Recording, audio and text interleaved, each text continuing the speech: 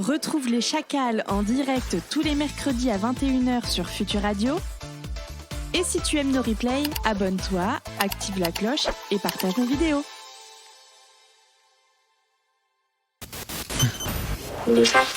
Les Chacals, c'est tous les mercredis à 21h. On est tellement sûr que ça va vous plaire. Et c'est... Non, c'est... Oh, la ferme! C'est sur Futur Radio. Eh bah oui, voilà. Excellent jingle. Nothing break like a diplôme d'ingénieur du son quand même, parce que là, faut faire passer le jingle au bon moment. Mais le jingle est génial. Eh bien, merci. Je transmettrai ça à la personne qui fait les jingles. C'est-à-dire toi. Voilà.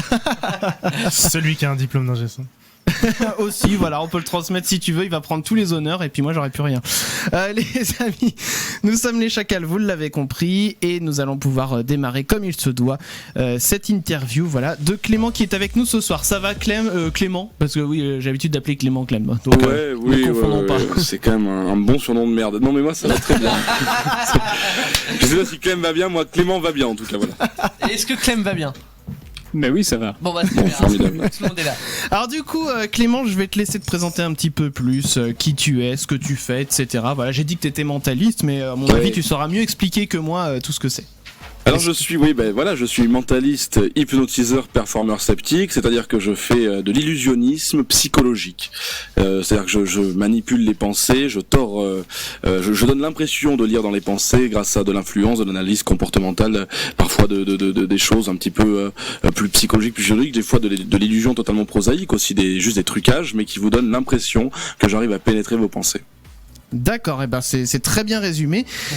Et alors du coup oui, donc ça se différencie de tout ce qui est prestidigitation, hypnose, etc. Surtout dans le fait que voilà, c'est vraiment centré sur la pensée, quoi, sur le fait de deviner un peu, c'est ça, de deviner.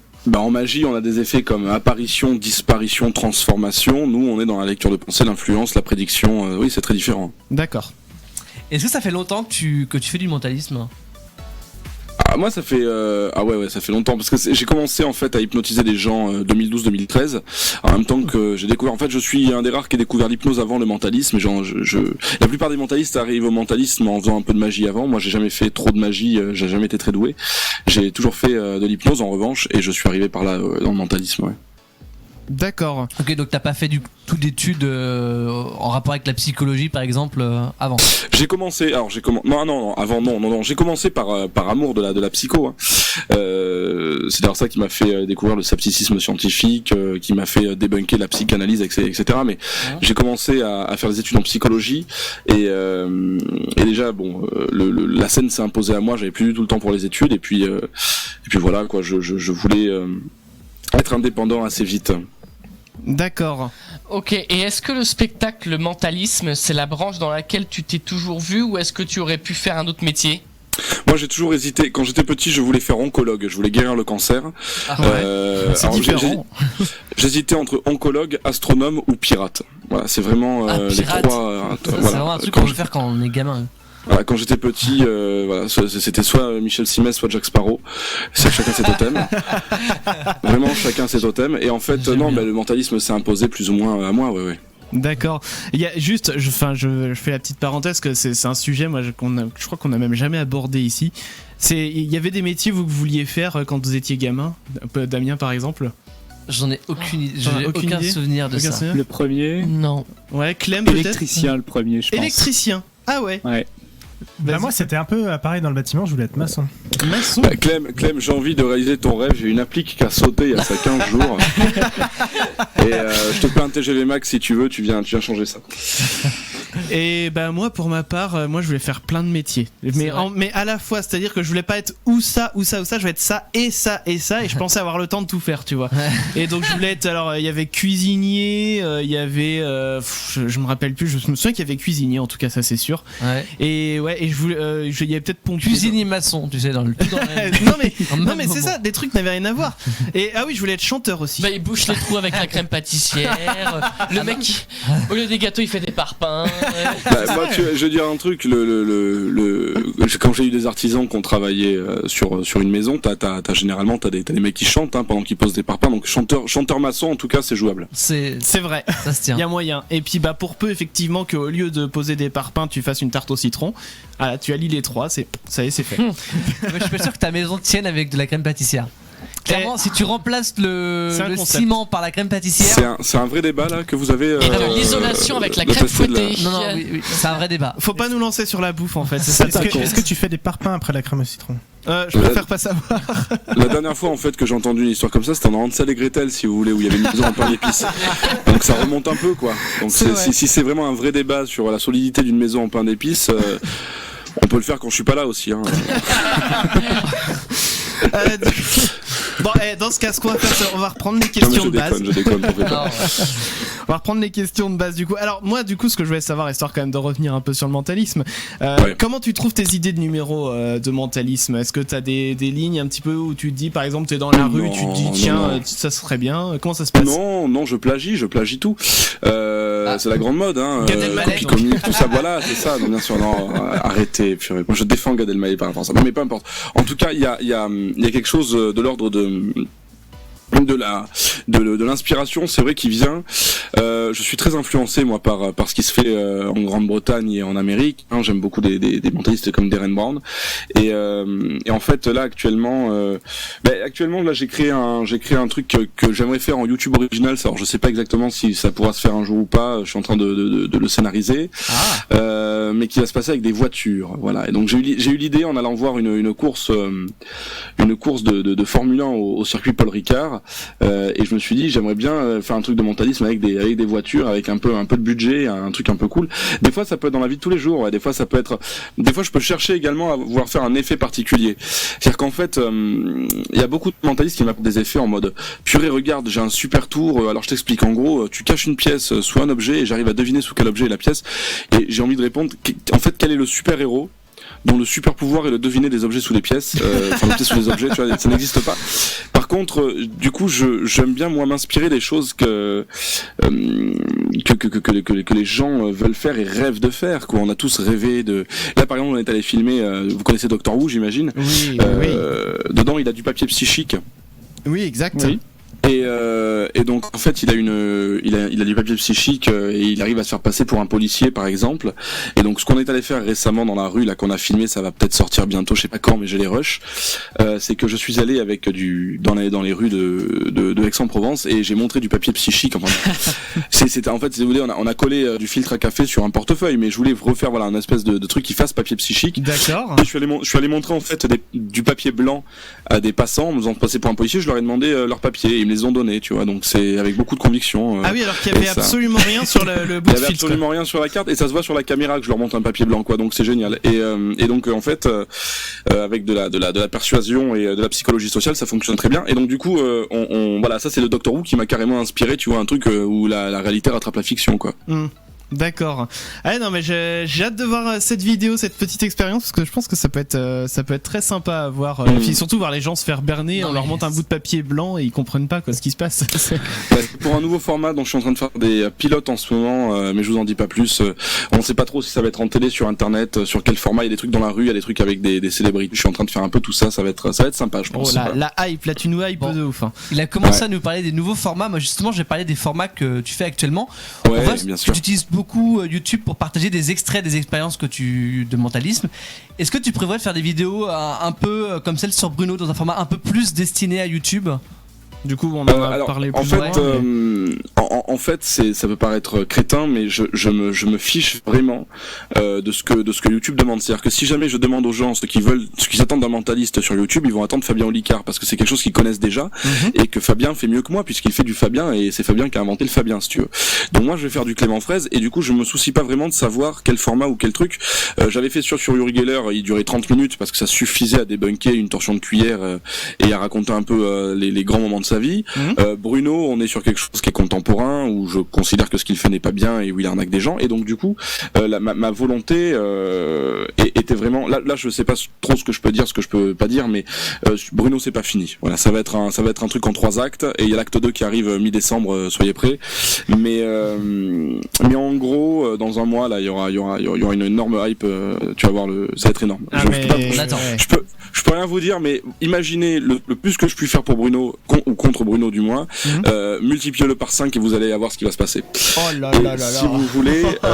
Mais du coup, voilà. En fait, quand j'ai fait ma vidéo sur Uri Geller, elle faisait une demi-heure. Ouais. Je l'ai pas prévu trop, je l'ai fait plus ou moins improvisé. Celle sur Bruno, on l'a écrite. Quand j'ai vu que le texte faisait 18 pages, je me suis dit, ah oui, quand même, on a chargé la mule. et quand on l'a tournée, qu'on l'a montée, j'ai vu qu'elle faisait 1h20. Je me suis dit, ouais, mais en même temps, si jamais, comme je suis sceptique et que je veux être un peu rigoureux, je me suis dit, si je la fais plus courte, il y aura des gens qui me reprocheront de pas avoir parlé de telle chose ou de pas avoir pris tel exemple. Donc, faisons un truc complet. C'est-à-dire que si demain je dois débunker un médium et que ça se fait en 5 minutes, la vidéo fera 5 minutes. Si ça se fait en 2 heures, elle fera 2 heures. Donc je sais pas trop si le format est adapté à YouTube. En tout cas, elle a fonctionné, elle a plu, et beaucoup de gens m'ont dit, on l'a pas vu passer le temps. Donc je me dis que que le dynamisme fonctionne aussi malgré le format, quoi. Mais je te confirme. Alors moi, pour raconter un peu, moi quand je l'ai découverte cette vidéo, je crois que c'était Monsieur Sam qui l'avait partagé, et puis je me suis dit, tiens, je vais aller voir ce que c'est. Et quand j'ai vu, pour le coup, j'ai la chance d'être dans un boulot où je peux écouter de la musique, où je peux écouter des vidéos pendant que je bosse, ça c'est vachement bien. Et pour le coup, donc je me suis dit, allez hop, la vidéo fait 1h20, j'ai du temps devant moi, je vais écouter le truc, et puis en fait on peut mettre maintenant avec YouTube la vidéo dans une toute petite fenêtre par-dessus les autres. Comme ça, tu peux voir un petit aperçu de la vidéo. Ils appellent ça le picture in picture. Bref. Et du coup, 1h20. Et c'est vrai que les 1h20, je les ai pas vus passer. T'as tout expliqué de A à Z. Il y a rien qui est passé à l'as et tout ça. Et franchement, il faut aller la voir, cette vidéo. Maintenant, elle est plus sur YouTube, elle est sur Skepticon. Si, elle est sur YouTube, elle est juste plus sur ma chaîne, puisque je me suis pris un strike. Mais je suis en train déjà de la remonter dans une nouvelle version avec des extraits plus courts. Et qui est, parce que mon avocat m'a dit que le flou juridique pouvait être fait sur cette vidéo-là, et que si j'utilisais des extraits plus courts et que vraiment je ne serait-ce que je découpais les blancs dans les vidéos de Bruno pour vraiment m'isoler sur les phrases, quitte à ce que ce soit un peu moins sexy, mais que du coup on aille plus au but, ce serait parfaitement défendable devant la loi. Donc là, je vais la reposter dans une version qui est absolument défendable, et si elle est restrikée, je sais pas, mais je les achignerai peut-être en justice pour procédure abusive, parce que c'est de la censure pure et simple. Ah mais clairement. Mais en tout cas, voilà, donc elle est sur YouTube comme tu dis, et il y a aussi sur Skepticon, donc qui est une alternative un peu plus libre et puis un peu moins gourmande en termes de données personnelles et tout ça. Vous pouvez aller voir la vidéo. Une dernière petite question, Mathieu. Est-ce que tu as pour projet de sortir par exemple un livre sur le mentalisme ou un Blu-ray de ton spectacle? Alors le livre, ça se présente très bien. J'ai rien signé avec l'éditeur actuellement, donc je peux pas dire qu'il va sortir tel jour tel. Ce sera sur l'hypnose. J'ai comme projet de faire un livre sur l'hypnose, parce que je considère que quand tu vas au rayon Actura, tu vas au rayon hypnose, en fait, t'as envie moi j'ai envie de mourir, en fait, je peux le dire. Donc voilà, il y en a marre de voir des livres sur l'hypnose prennent le vocable psychanalytique et plein de trucs comme ça. Donc je vais faire en fait le premier bouquin francophone grand public sur l'hypnose avec les apps socio-cognitives canadiennes. Donc ça va être une petite briquette de 400 pages qui va parler de l'hypnose à travers les âges, et surtout de comment on peut s'en servir pour se faire du bien, pour faire du bien aux autres, sans tomber dans le gouroutisage ou dans la pseudo-science ou dans le but aussi de débunker des tas d'idées reçues sur l'hypnose, comme les gens qui pensent que ça peut raviver certains souvenirs alors que c'est pas le cas, comme on le voit dans les films. Donc voilà, ça c'est si tout se passe bien dans le meilleur des mondes, ça sort en février, sinon ce sera je pense en octobre prochain. Voilà. D'accord, écoute, le Blu-ray du spectacle, on l'a pas encore capté, mais on a bien sûr comme projet, parce que, en plus moi, je ne lâcherai pas mon spectacle actuel, le second est quasiment déjà écrit, et j'ai envie de le jouer, hein, donc voilà, mais je ne lâcherai pas mon spectacle actuel tant que je l'aurai pas capté et sorti en DVD. Donc là on a sorti un programme pour le spectacle récemment, c'est mon premier produit dérivé, c'est la brochure du spectacle qu'on peut acheter, qui sera bientôt disponible en ligne. Pour l'instant on peut l'acheter uniquement là où je me produis, et bientôt j'espère le DVD Blu-ray dans quelques temps, c'est totalement en projet, oui. D'accord, écoute, là aussi on a hâte de voir ça. Et puis on va continuer de parler un peu, voilà, il y a quelques questions, j'en ai vu une passer sur l'hypnose entre autres, donc on va pouvoir poser les questions des auditeurs, tout ça. Avec plaisir. N'hésitez pas les gens à appeler 01 83 62 07 48 si vous voulez parler directement à Clément. avant de faire les questions d'auditeurs, on en a deux rapidement là. Ouais. Alors, on aime bien savoir à qui nos invités sont abonnés sur YouTube. Tu suis des comptes en particulier? T'en as 2-3 là à nous citer? Alors ouais, parce que moi ma chaîne, je ne m'en sers que pour suivre des gens avec qui je suis fan ou avec qui j'ai déjà fait des vidéos. Il y en a un qui mérite beaucoup plus d'abonnés, c'est le projet Utopia, qui fait des vidéos sur le scepticisme. C'est un collègue à moi et je suis en guest star d'une de ses prochaines vidéos parce qu'il a vraiment mis ça dans le générique de fin, ça m'a fait rire. Donc du coup, c'est devenu une private joke. Donc j'ai fait un feat avec lui dans une vidéo qui va bientôt sortir. Ok. Le projet Utopia, voilà. Projet Utopia. Après, je suis abonné à pas mal de chaînes sceptiques. Il y a aussi la chaîne YouTube de mon compositeur qui fait des covers, Ulysse le Jeune, que je vous invite à découvrir. D'accord. Et voilà. Et puis, là, je suis en train de regarder un peu mes abonnements. Bon, Mister Sam, La Tronchambier, Voilà. du classique, quoi. Marinaquet, évidemment. On en parlait. Évidemment, voilà. Il y a plein de choses, quoi. Voilà. Ok. Alors, pour soutenir ton travail, on peut évidemment aller voir ton spectacle. Comme ça, en plus, on passe un bon moment. Mais est-ce que tu disposes aussi d'un compte Tipeee ou Utip? Je dispose d'un Tipeee que je n'ai pas encore, dont je n'ai pas encore fait la promotion. La page est créée, si tu veux, mais je n'ai pas encore fait la promotion. Je suis en train de réfléchir aux contreparties. Je suis en train de voir un peu comment ça s'organise au niveau des impôts. Et je suis également en train d'attendre d'avoir mes 10 000 abonnés pour pouvoir en faire la promotion dans une vidéo que je ferai pour les 10 000. Yes. Eh ben écoute, voilà, comme ça vous êtes au courant, ça va arriver sous peu de temps. Abonnez-vous à la chaîne, voilà. Évidemment, voilà, il faut s'abonner à la chaîne de Clément Fraise, il y a des super vidéos dessus. Il y a des questions là, j'ai vu sur le Twitch. Hein. Et exactement, et justement, c'est ça, on allait venir à ça, aux questions justement des auditeurs. Donc du coup là, je vais me tourner vers Clem parce que c'est lui qui a les questions. Priorité à Mentalo, alors, sur Twitch, qui nous a dit « Salut les chacals », qui aurait une petite question. Je l'avais pas vu celle-là. Qui demande qu'est-ce que tu penses du majestueux Houdini, notamment avec son rapport avec les médiums. Alors Harry Houdini croyait aux médiums, il croyait vraiment à la capacité du cerveau à communiquer avec les morts. Par contre, il avait besoin d'une preuve exigeante. C'est-à-dire que moi, c'est la différence avec Houdini, c'est que je n'y crois pas, mais de la même manière, je suis à l'affût de la preuve exigeante. Et il avait un niveau de preuve exigeant. Et c'est-à-dire qu'en fait, il voulait communiquer avec sa mère, et à chaque fois qu'un médium se pointait, il y croyait, il voulait y croire, mais il disait non, ça vous l'avez lu dans ma bio, dégagez.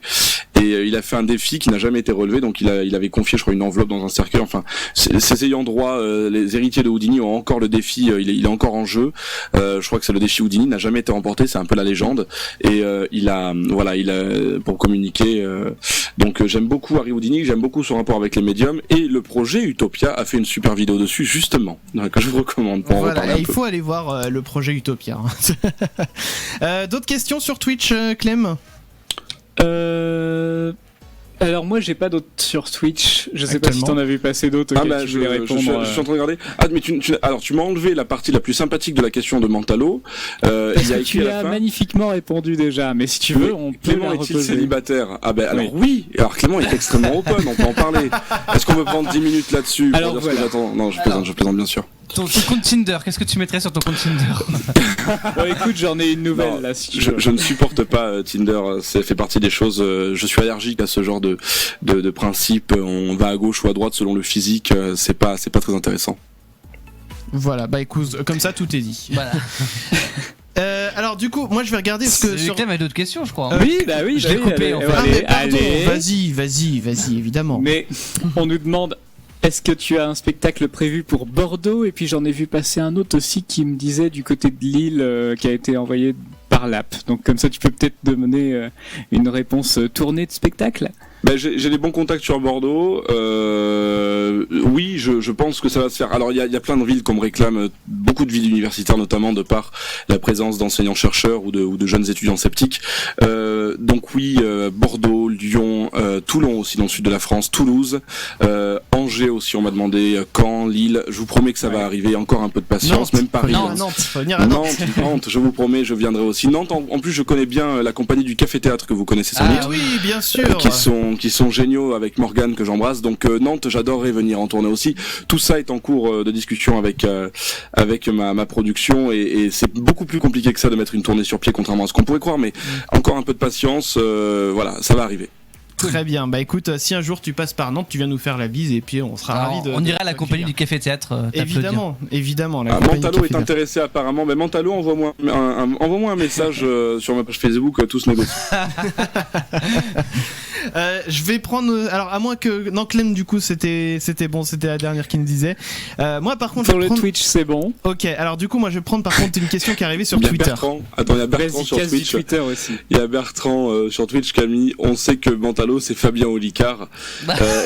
Je suis d'autant plus intéressé parce qu'il faut coucher pour réussir.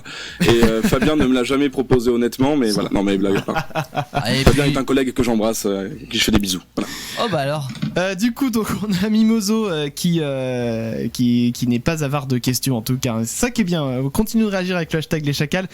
Qui nous demandait est-ce que l'hypnose, alors pour le coup c'est plus une question hypnose, fonctionne sur ceux ayant des soucis de poids? Alors, c'est très compliqué parce qu'il n'y a aucune définition aujourd'hui de l'hypnose qui fait consensus scientifique. Et en tant que sceptique, je me dois d'être rigoureux dans la réponse. Comme pour tous les changements comportementaux, l'hypnose peut être utile pour ancrer des habitudes, travailler la motivation, travailler la confiance en soi, préparer comment on réagit dans les situations difficiles, etc. Il y a plein de praticiens aujourd'hui qui proposent des trucs débiles du style anneau gastrique virtuel qui promettent des résultats extraordinaires. Ça, pour moi, ça n'existe pas. C'est du fake, c'est du flan. Ou du moins, c'est justement pour que vous ayez une soumission librement consentie, un peu comme un placebo qui vous permet d'y arriver. À titre personnel, j'ai fait perdre 65 kilos à un ami grâce à l'hypnose. Il était en obésité morbide et grâce à l'hypnose, je lui ai fait perdre 65 kilos. Mais on se voyait toutes les semaines. À côté, dès qu'il avait des soucis, il m'appelait. Il y avait un vrai coaching, il y avait un vrai suivi et il était très motivé. S'il n'y avait pas eu l'hypnose, sans nul doute, il aurait réussi aussi. L'hypnose l'a peut-être aidé à travailler les ancrages comportementaux, etc. Donc ça peut aider, mais ce n'est pas la solution miracle comme beaucoup de thérapeutes charlatans vous le vendent. Voilà. Voilà. Et bien comme ça, le message aussi est passé.